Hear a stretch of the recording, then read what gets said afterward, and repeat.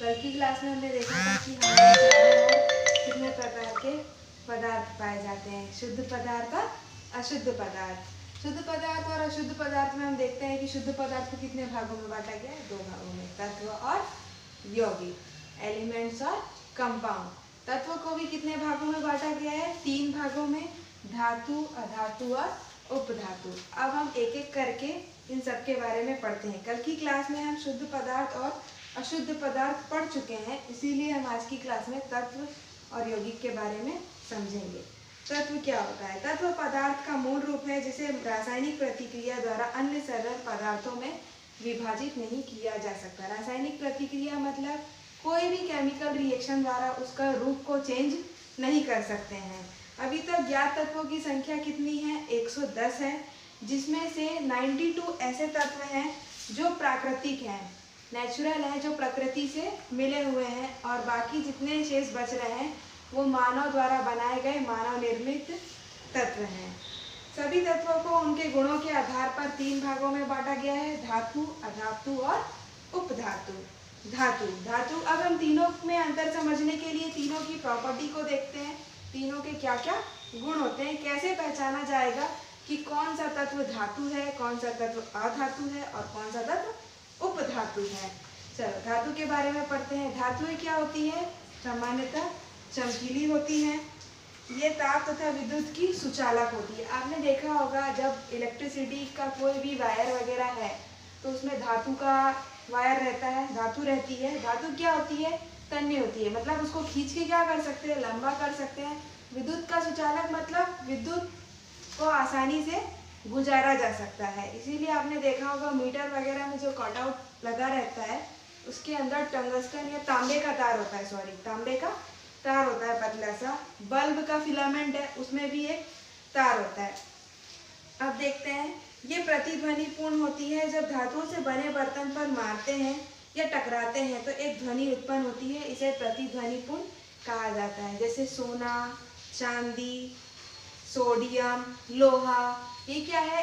एक ही पदार्थ के गुणों से मिलकर बने होते हैं। इनमें कोई इम्प्योरिटीज नहीं होती है। जब इन्हें टकराया जाता है तो उनमें अलग से आवाज़ नहीं आती है, टकराकर ध्वनि सुनाई देती है। तो ये कैसे होते हैं?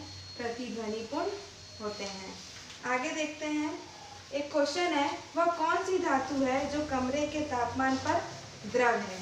वह कौन सी धातु है जो कमरे के तापमान पर द्रव है? तो क्या है? पारा या मरकरी।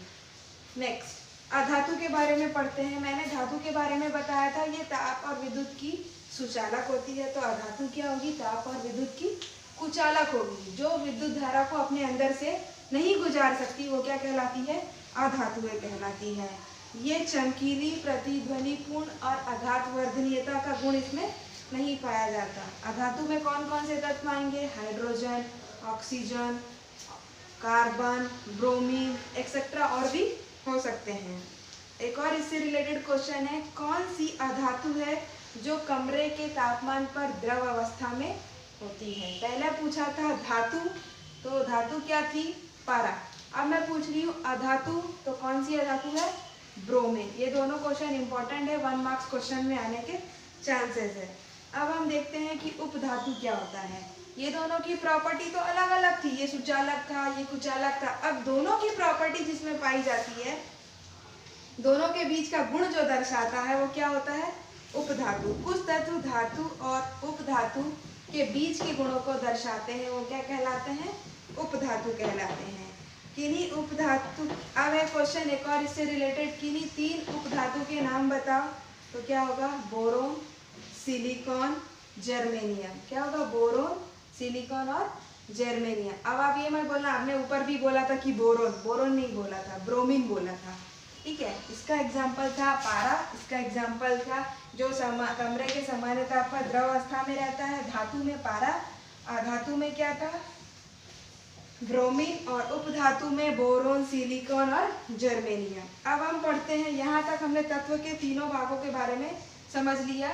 अब हम पढ़ते हैं यौगिक क्या होता है और कंपाउंड क्या होता है। एक यौगिक वह पदार्थ है जो 2 या 2 से अधिक तत्वों के नियत अनुपात में रासायनिक तौर पर संयोजन से मिला होता है। अब आप पूछ सकते हो कि तत्व और यौगिक में तत्व और यौगिक और मिश्रण में क्या अंतर है? मिश्रण भी तो कॉम्बिनेशन ही होता है। मिश्रण क्या है? किसी भी दो पदार्थों को मिला देने से क्या होता है? मिक्सचर रेडी हो जाता है। लेकिन यौगिक में क्या है? दो पदार्थों को तो दो तत्वों को तो मिलाना है, दो पदार्थों को मिलाना है, लेकिन उसका रेशियो क्या होता है? फिक्स होता है। कितनी क्वांटिटी में हमें किस एलिमेंट को मिलाना है उसमें वो फिक्स होता है। जल, जल किससे बनता है? पानी का सूत्र क्या होता है? H2O। तो यहाँ पर कौन कौन से एलिमेंट होते हैं? हाइड्रोजन और ऑक्सीजन। नेक्स्ट है सोडियम क्लोराइड, मतलब साधारण नमक, उसका सूत्र क्या होता है? NaCl। एक सोडियम है और क्लोरीन है, दोनों क्रिया करके क्या बनाते हैं? Sodium chloride. ऐसे ये सल्फर डाइऑक्साइड, तो सल्फर और ऑक्सीजन क्रिया करके सल्फर डाइऑक्साइड बनाते हैं। अब मैंने अभी आपको बोला था मिश्रण और यौगिक। मिश्रण और यौगिक में हम अंतर एक बार पढ़ लेते हैं। मिश्रण क्या होता है? किन्हीं भी दो पदार्थों को मिलाने से जो मिक्सचर रेडी होता है वो क्या कहलाता है? मिश्रण कहलाता है। और यौगिक क्या कहलाता है?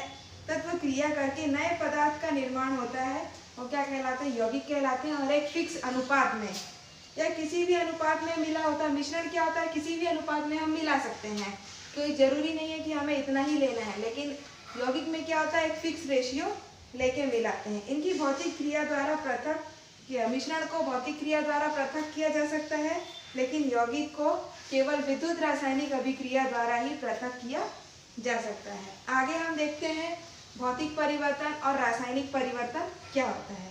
भौतिक परिवर्तन, पदार्थ की भौतिक अवस्था में परिवर्तन होता है तथा उसके रासायनिक गुणों में कोई परिवर्तन नहीं होता। जैसे कि नाम से ही स्पष्ट था, भौतिक परिवर्तन मतलब पदार्थ की भौतिक अवस्था में परिवर्तन होगा, रासायनिक गुणों में कोई परिवर्तन नहीं होगा। इसका एक सिंपल सा एक डेफिनेशन है, पदार्थ को पूर्व अवस्था में पुनः लाया जा सकता है। सपोज कर लो यहाँ पर कोई एक पदार्थ है, वो x से y में जा रहा है, तो वापस वो y से x में कन्वर्ट हो सकता है।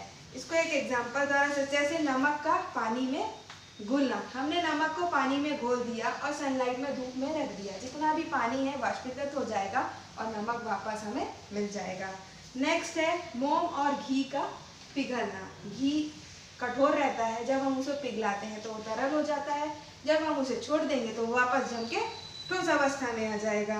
बर्फ का पिघलना, बर्फ क्या होती है? ठोस अवस्था में होती है, छोड़ दिया जाए तो पानी बन जाएगी, पानी को जमा दिया जाए तो बर्फ बन जाएगा। मतलब ऐसे क्रियाएं जो दोनों अवस्थाओं में होती है और उसे पुनः पूर्व अवस्था में लाया जा सकता है, वो कौन सा परिवर्तन होता है? भौतिक परिवर्तन। इसके बहुत सारे एग्जाम्पल हैं, जैसे पानी का उबलना, जल का वाष्प बनना, लोहे की छड़ का गर्म होना, कांच का टूटना। कांच का टूटना भी भौतिक परिवर्तन है। कैसे?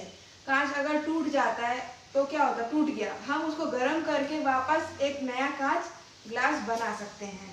बल्ब का जलना और बादलों का बनना। बादलों का बनना भी भौतिक परिवर्तन है। कैसे? वाष्पीकरण की प्रक्रिया में आपको बताया था कि जल क्या होता है? वाष्पीकृत होता है, वापस वायुमंडल में जाता है, वही बारिश के रूप में बरसात के दिनों में वापस आता है। अब पढ़ते हैं रासायनिक परिवर्तन। अभी हमने पढ़ा भौतिक परिवर्तन जिसमें भौतिक गुणों में परिवर्तन होता है। अब हम पढ़ते हैं रासायनिक परिवर्तन। पदार्थ का ऐसा परिवर्तन जो रासायनिक गुणों को बदल देता है और वापस मूल अवस्था में नहीं आता है।